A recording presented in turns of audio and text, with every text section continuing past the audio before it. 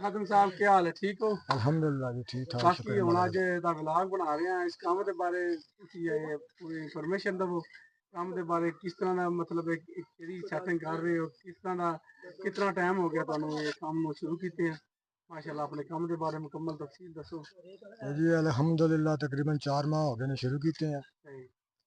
ते 4 foot concrete भरी है ते उहदे विच 10 टन सरिया पाया है। अच्छा अच्छा, सही सही। सारे 670 सरिया पाया है।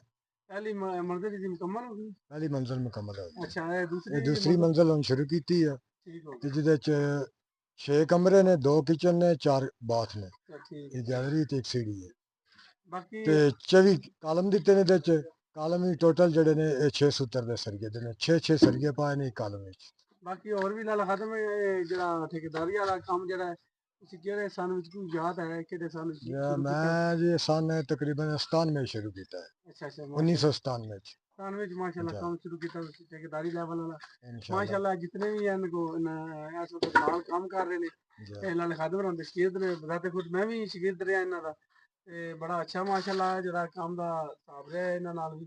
ਤੇ ਬਾਕੀ ਕੰਮ ਦੇ ਬਾਰੇ ਮੁਤਮਿਨ ਹੋ, ਕੰਮ ਕੈਸਾ ਜਾ ਰਿਹਾ ਹੈ, ਜਿਹੜਾ ਮਾਲ ਤੁਹਾਨੂੰ ਟਾਈਮ ਸਿਰ ਪਹੁੰਚ ਰਿਹਾ ਹੈ, ਇਹਦੇ ਬਾਰੇ इंशाल्लाह ਮਾਲਕਾਂ जी। ਦਾ ਤਾਮਨ मालक ਕੈਸਾ जेड़े है? ने बहुत अच्छा तामन कर रहे ने। सही बेहतरीन मटीरियल जेड़ा पहुंचा रहे ने। सही सही किसी अमर दी इंशाल्लाह एक दिन भी जेड़ी है स्टे नहीं हुई।